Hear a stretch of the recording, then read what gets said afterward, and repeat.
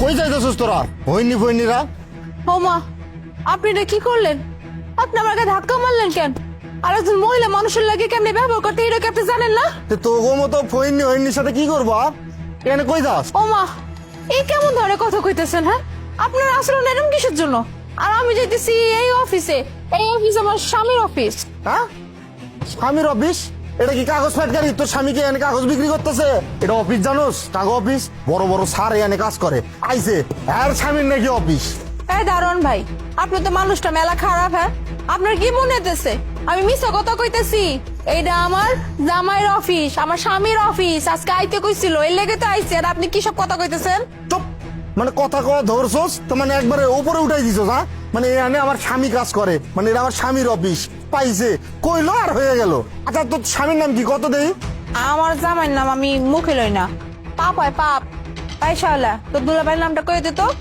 Nurali, Nurali আমার দুলাভাই হয়। কি শুনছেন নি? হ্যাঁ, কি নাম কইছে? এই যে হ্যাঁ আমার জামাই, বুঝতে পারলেন? আর হ্যাঁ কিন্তু এই অফিসে কাম করে না। এই যে অফিসটা দেখতে পাইতেছেন, এই অফিসের মালিক। আর আজকে কইছে আমাকে অফিসটা ঘুরাই দেখাইবো। এই লেগে আইছিলাম একটু সারপ্রাইজ দিতে আমার বইন্ডারে লইয়া। কিন্তু আপনি তো আমার লাগে মেলা খারাপ আচরণ করলেন। কি কইলি? নূর আলিফ স্যার তোর জামাই? মানে বুঝলাম না তোর কথা। এই অফিসের মালিক তোর নাকি জামাই? এটি মানতেও না, আমার মাথা ঘুরতেছে। বুঝতে পারছি, তো মতো হইনি ফইনিরা স্যারে ফাঁসানোর ধান্দায় আসোস, তাই না? এইটা আমি দারোয়ান থাকতে কখনো হইতে দেবো না। সি সি সি, এই দারোয়ান ভাই, আপনি দেখতে যেমন কালা, আপনার ব্যবহারটা কালা কুচকুচে, বুঝতে পারলেন?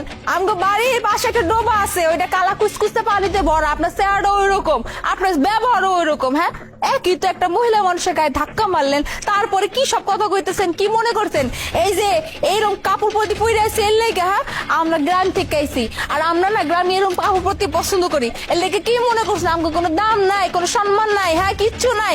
আমি কইতেছি যে আমার জামাইয়ের অফিস এইটা, এই অফিসের মালিক আমার জামাই। কিন্তু আপনি বিশ্বাসই করতেছেন না। আপনি কিন্তু অনেক বেশি করতেছেন। আপনি কিন্তু জানেন না, আমার জামাই যদি একবার জানতে পারে, তার একমাত্র বললে আপনি এই ধরনের ব্যবহার করতে, বিশ্বাস করেন আপনার দৈর একটা আসার মেয়ের একটা টেকনিটনি ভেঙে ফেলাইবো। হ্যাঁ, স্যার সারপ্রাইজ পাওয়ার আগে আমি সারপ্রাইজ হয়ে গেছি। কারণ কি গো, স্যারের মতো এত বড় একটা লাট সাহেব, তার বউ কিনা এই সমস্ত ফইনি ড্রেস পরে আইছে অফিসের সামনে, তাই না? ভালো ভালো কইতেছি, আনতে বের হয়ে যা। মুনা, এইখানে কি করতেছো? ভিতরে যাও নাই কেন? আর কইও না, এতক্ষণ যাবত হেনেই খাড়া আছি। ভিতরে যাওয়ার লেগেই যে তোমার এই দারোয়ান বেটা কি করছে জানো? আমার গায়ে ধাক্কা পর্যন্ত মারছে। আমারে কইতেছে আমি নাকি সলসুদি বানা করতে আইছি, তোমার কাছ থেকে টাকা পয়সা নিতে আইছি, আমি নাকি তোমার বউ লাগে না, তুমি নাকি আমার জামাই লাগো না। আরো যে কত কথা কইছে, আরে বিশ্বাসই করাইতে পারি না যে তুমি আমার জামাই লাগো। স্যার স্যার স্যার, আমি না বুঝতে পারি নাই। হ্যাঁ, অবস্থা দেখেন আর আপনার অবস্থা দেখেন, কি পোশাক আশাক পরে আইছে, দেখতেই তো দেখা যায় ফইনির মতো। এই মহিলা আপনার বউ কেমনে হয়? কারণ আমি কেমনে মানি? তুমি আমার ওয়াইফের গায়ে হাত তুলছো? তোমার কত বড় সাহস! মুনা, তুমি আমার পরিচয় দাও নাই ওকে? পরিচয় দিই নেই আবার। আমার পর থেকে কইতেছি যে তুমি অফিসের মালিক, আমার জামাই, আমার জামাই। এই যে শায়লার কথাও কইছি যে ওর দুলাভাইয়ের অফিস এইটা, ওর লই এসি একটু অফিসে দেখানোর লাগে, আর তোমার একটু সারপ্রাইজ দেবো। হে কয় কি জানো, কয় হ্যাঁ তুমি নাই সারপ্রাইজ পাবো, উল্লো নাকি এই বেটা সারপ্রাইজ হয়ে গেছে। আমার কি সব কথা কইতেছে, বিশ্বাসই করে না যে আমি তোমার বউ। এই যে শুধু এই একটা কাপড় পরছি, এই আমার বুইন্ডার জামা পরছে, এর লেগে মনে করছি কি জানো, আমরা মনে করছি আমরা ফকিরনি, রাস্তাঘাট থেকে আইছি টোকাই। এর লেগে ঢুকতে দেয় না, মনে করছে অফিসের ভিতর ঢুকে মনে চুরি চামারি করে বাইরে যেমো। বুঝতে পারছি। কি আপন, আমার ওয়াইফের সাথে এরকম আচরণ করো তোমার সাহস কে দিচ্ছে? ও আমার পরিচয় তোমাকে দেওয়ার পরেও তুমি ওকে ভিতরে ঢুকতে দাও নাই কেন? হ্যাঁ, আমি তোমাকে এখানে কি দায়িত্বে রাখছি? আমার ওয়াইফের সাথে তুমি খারাপ আচরণ করছো, তার গায়ে পর্যন্ত হাত তুলছো। আমি কিন্তু তোমাকে ছেড়ে কথা বলবো না। তোমার সাহস দেখে আমি রীতিমতো অবাক হয়ে যাচ্ছি। তুমি ওকে ভিতরে পাঠাইতা, যদি আমার পরিচিত না হতে আমি বের করে দিতাম। স্যার, আমি না বুঝতে পারি নাই স্যার। আর তারপরে কোন স্যার, আমি এখানে একটা দায়িত্বতে আছি। অফিসের ভিতর কে গেল না এলো এটা তো আমার দেওয়ানের কথা, তাই না? এখন ম্যামের জায়গায় যদি অন্য কেউ এসে আপনি উরুম দারুম ঢুকে যায়, তখন তো পরে দোষটা হবে আমার গাড়ি। এর লেগে আমি ম্যাডাম আমি ঢুকতে দিই নাই। স্যার, আমার মাফ করে দেন। আর ম্যাডাম, আপনার কাছে মাপ চাইতেছি। আমি না আপনার চিনতে পারি নাই, চিনতে পারলে আপনার সাথে আমি কখনো এরকম করতাম না। আমার মাফ করে দেন ম্যাডাম। হ্যাঁ, মাফ করে দিলাম আপনারে। শুধুমাত্র আমার কাছে আপনার জীবনে প্রথম ভুল দেখে লেগে মাফ করে দিলাম।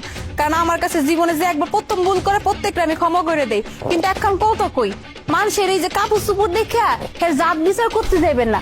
আপনি আমার সম্পর্কে জানেন, আমার বাপের সম্পর্কে জানেন, আমার বাপে গ্রামে কত বিঘা বিঘা জমি আছে। হ্যাঁ, ওই বিঘা থেকে এক টুকরো জমি বেচে আপনার মতো মানুষ আমি 100 বার কিনতে পারবো, ব্যস্ত পারবো।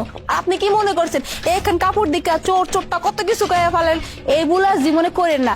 আজকে তো আমি ক্ষমা করে দিচ্ছি, আর আমার স্বামী অনেক ভালো মনে দেখে আপনার চাকরিটা এখন পর্যন্ত আছে। অন্য জায়গায় হইলে টেংরি ভাইঙ্গা হাত ধরায় বিদায় দিয়ে দিত। নেহাত আমার ওয়াইফ তোমাকে মাফ করছে, এই জন্য আমি তোমাকে এইবারের মতো ছেড়ে দিচ্ছি। এটা তোমার ফার্স্ট এবং লাস্ট ওয়ার্নিং। নেক্সট টাইম কখনো কোনো মানুষের সাথে খারাপ আচরণ করার আগে চিন্তা করে দেখবা যে আমি তোমাকে কি বলছি। একটা মানুষের পোশাক দেখে মানুষকে জাজ করো। মানুষের পোশাক তার পরিচয় না, তার আচার আচরণ, তার ব্যবহার, এগুলো হচ্ছে তার পরিচয়। চলো।